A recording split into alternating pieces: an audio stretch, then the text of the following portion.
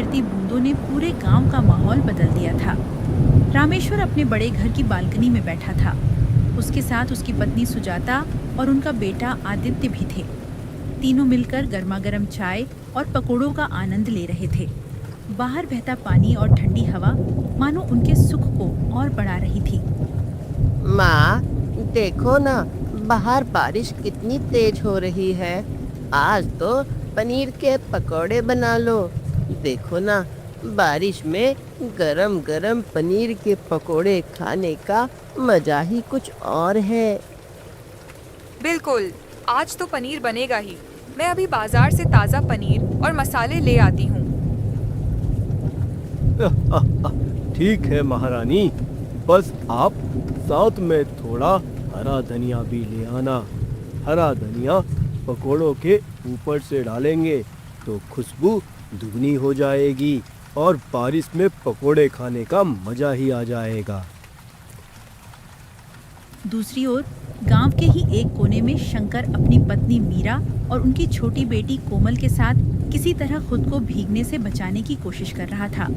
उनका कच्चा मकान बारिश की मार से जर्जर हो चुका था और टपकती छत उनके हालात बयां कर रही थी। शंकर, बारिश बहुत तेज हो गई है। घर में खाने को कुछ भी नहीं बचा। लगता है आज रात को सिर्फ सूखी रोटी और पानी से गुजारा करना पड़ेगा। हाँ मीरा, हालत ऐसी ही है, लेकिन क्या करें। गुड़िया सुबह से भूखी बैठी है। उसका मासूम चेहरा देखकर मेरा दिल रो पड़ता है। तुम चिंता मत करो, मैं अभी आटा लेकर आती हूँ, चाहे बारिश कितनी भी हो रही हो। मीरा आटा लेने के लिए पास की दुकान पर पहुंचती है। उसी वक्त वहां सुजाता भी खड़ी होती है, पनीर और मसाले लेने के लिए। अरे सुजाता बहन, आपने आने की तकलीफ क्यों की? कह देते तो मैं सामान खुद ही आपके घर पहुंचा देता। नहीं भाई साहब, आज सोचा थोड़ी रिमझिम बारिश का मजा भी ले लूं। यह बात तो आपने बिल्कुल सही कही है। और आज क्या खास बनाने का इरादा है आपका? आज तो पनीर के पकौड़े और गर्मा गर्म रोटियां। बच्चों का मन था। तभी भीगी हुई मीरा वहां पहुंचती है। अरे अरे मीरा, फिर से उधार लेने आ गई हो? पिछली बार का हिसाब तो अभी तक चुकाया नहीं और तुम फिर से उधार मांगने आ गई हो। भाई साहब, औरत अपनी इज्जत बचाकर पैसे लाई है, उसे ताना क्यों मार रहे हो? अरे सुजाता बहन, आप इसे नहीं जानती।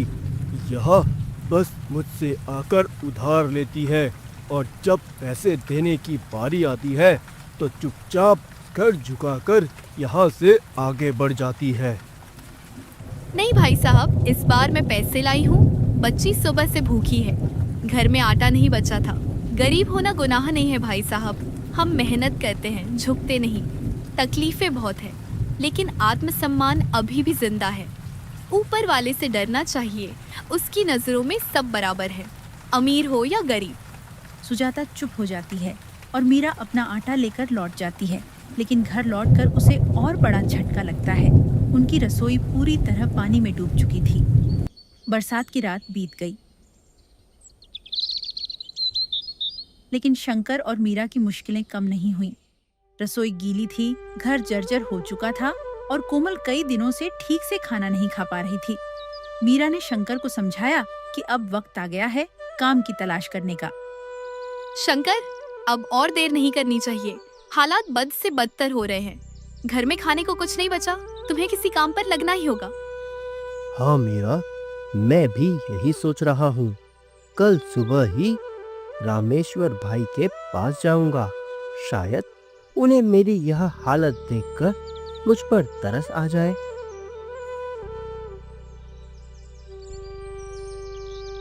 अगली सुबह शंकर हिम्मत जुटाकर रामेश्वर के घर पहुंचता है। रामेश्वर भाई नमस्कार। माफ करना, अचानक आ गया, लेकिन अब मेरे पास और कोई सहारा नहीं बचा। घर में खाने तक को तरस गया हूँ। अगर आप मुझे कोई भी काम दे दें, छोटा या बड़ा, तो आपकी बहुत कृपा होगी। शंकर, तेरी हालत का मुझे अंदाजा है तू मेहनती है, इसमें कोई शक नहीं। दिल तो है कि तुझे अपने पास रख लूं। तो फिर दिक्कत क्या है रामेश्वर भाई? मैं चुपचाप काम करूंगा, आपको कोई परेशानी नहीं होगी। दिक्कत मेरी पत्नी है। सुजाता को गरीब लोगों से ना जाने क्यों परहेज है। अगर उसने देखा कि तू मेरे साथ काम कर रहा है तो रोज घर में झगड़े होंगे और मैं घर की शांति बिगाड़ना नहीं चाहता। भाई, भूख और हालात से बड़ी कोई लड़ाई नहीं होती। मैं मेहनत करूंगा, आपको कभी किसी शिकायत का मौका नहीं दूंगा। आप मुझे एक बार काम देकर तो देखिए। अरे मुझे माफ कर शंकर, मैं तुझे मना नहीं करना चाहता, लेकिन मेरी भी मजबूरी है। तू कहीं और काम देख ले। शंकर चुपचाप वहां से लौट जाता है। उसकी आंखों में आंसू थे, लेकिन हिम्मत अभी बाकी थी। घर पहुंचकर मीरा ने पूछा, क्या हुआ शंकर? रामेश्वर भाई ने काम दिया कि नहीं? नहीं मीरा, उन्होंने साफ मना कर दिया। बोला कि उनकी पत्नी गरीब लोगों को पसंद नहीं करती। कह रहे थे अगर मुझे रख लिया तो उनके घर में रोज के रोज लड़ाई झगड़े होते रहेंगे। ये कैसी सोच है? किसी की गरीबी उसकी मेहनत और ईमानदारी से बड़ी कैसे हो सकती है? ऐसे लोग कभी किसी का भला नहीं कर सकते। सही कह रही हो मीरा, लेकिन चिंता मत करो। गांव में जो नए सेठ जी आए हैं, उन्होंने फैक्ट्री खोली है। कल ही वहां जाकर उनसे मिलूंगा। हिसाब किताब का काम तो मुझे अच्छे से आता है। शायद वही मुझे कोई उम्मीद दे दे। हाँ शंकर, तुम जरूर जाओ। मुझे पूरा यकीन है कि तुम्हारी मेहनत और ईमानदारी को वो पहचानेंगे।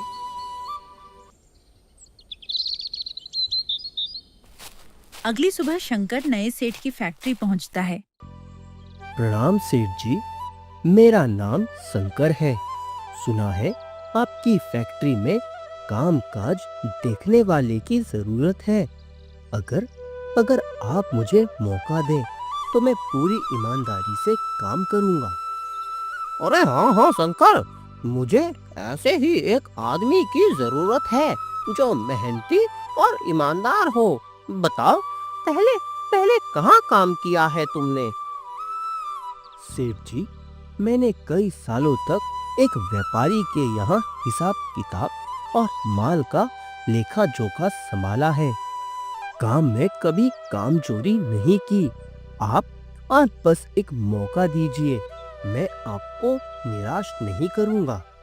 अरे ठीक है शंकर, ठीक है, तुम्हें काम पर रख लेता हूँ, लेकिन साफ कह रहा हूँ, अगर जरा सी भी लापरवाही हुई तो मैं तुम्हें तुरंत हटा दूंगा। वक्त की पाबंदी और ईमानदारी सबसे ज्यादा जरूरी है। सेठ जी, यही तो मेरी ताकत है। मैं आपको कभी भी निराश नहीं करूंगा। यहीं से शंकर की नई शुरुआत होती है।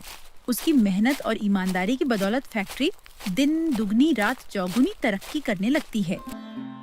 कुछ ही महीनों में शंकर ने अपनी ईमानदारी और लगन से सेठ जी की फैक्ट्री की तस्वीर बदल दी। कामकाज समय पर होने लगा, ग्राहक भरोसा करने लगे और ऑर्डर दोगुने हो गए। फैक्ट्री में रौनक लौट आई। उधर गांव में रामेश्वर का कारोबार धीरे धीरे डूबने लगा। पुराने ग्राहक अब नए सेठ की फैक्ट्री से माल लेने लगे थे। रामेश्वर बेचैन रहने लगा। उसे समझ नहीं आ रहा था कि आखिर उसकी दुकान और कारोबार क्यों ठहरने लगे हैं। अरे शंकर, जब से तुम आए हो फैक्ट्री की रफ्तार दुगनी हो गई है। सफाई हो, हिसाब हो या ग्राहक से लेन देन, सब कुछ एकदम दुरुस्त चल रहा है।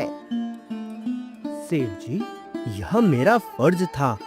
आपने भरोसा करके इतना बड़ा जिम्मा दिया है, जो मेरी जिम्मेदारी बनती है कि पूरी मेहनत और ईमानदारी से निभाऊं। पर शंकर, एक बात मेरी समझ से बाहर है। तुम्हारे अंदर इतना हुनर और लगन है, फिर इससे पहले किसी ने तुम्हें काम पर क्यों नहीं रखा? सेठ जी, वजह सिर्फ एक है, मेरी गरीबी। लोगों को लगता है कि गरीब आदमी भरोसे के लायक नहीं होता। अच्छे कपड़े न पहनने वाला, साधारण दिखने वाला यह गरीब व्यक्ति क्या काम संभालेगा? बिना मौका दिए ही मुझे कई जगह से ठुकरा दिया गया। यह तो बहुत गलत है। असली ताकत गरीबों में ही होती है। वही किसी कारोबार की रीढ़ की हड्डी होते हैं। धन नहीं, मेहनत और ईमानदारी से असली पूंजी कमाई जाती है, और किसी व्यक्ति की यही सबसे बड़ी पूंजी होती है। बस सेठ जी, आप यूं ही भरोसा बनाए रखिए। मैं अपनी मेहनत और अपनी ईमानदारी से आपकी उम्मीद कभी भी टूटने नहीं दूंगा।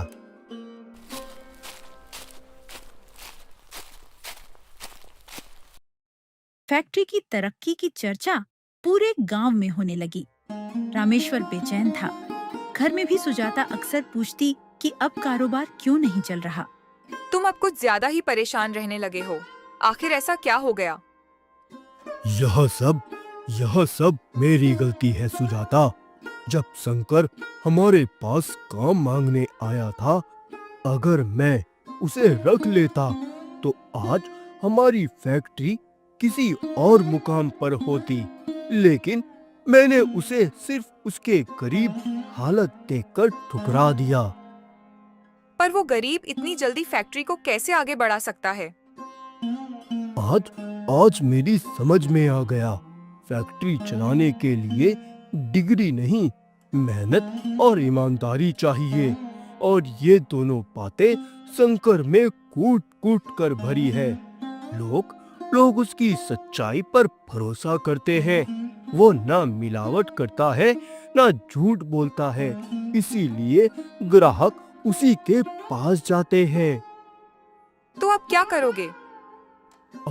अब मैं अपनी गलती सुधारना चाहता हूँ।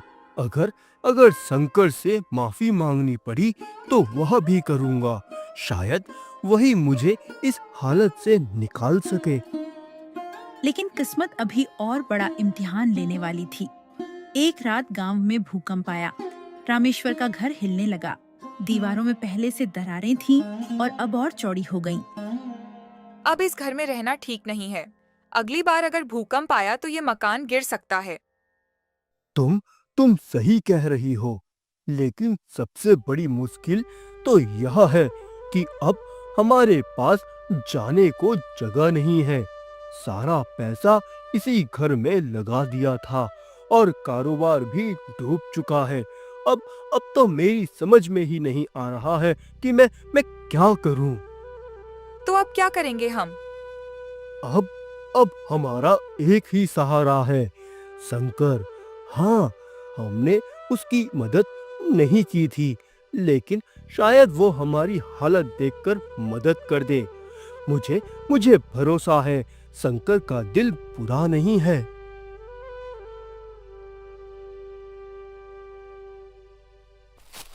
अगले दिन सुबह रामेश्वर भारी मन से शंकर की फैक्ट्री पहुंचा। गांव वाले यह देखकर हैरान थे कि कभी घमंड में चूर रहने वाला सेठ आज एक गरीब मजदूर के पास मदद मांगने जा रहा है। शंकर, मुझे माफ कर दो। जब तुम मेरे पास काम मांगने आए थे तो मैंने तुम्हें गरीब समझकर ठुकरा दिया था। आज मेरी हालत ऐसी हो गई है कि न घर बचा और न ही कारोबार।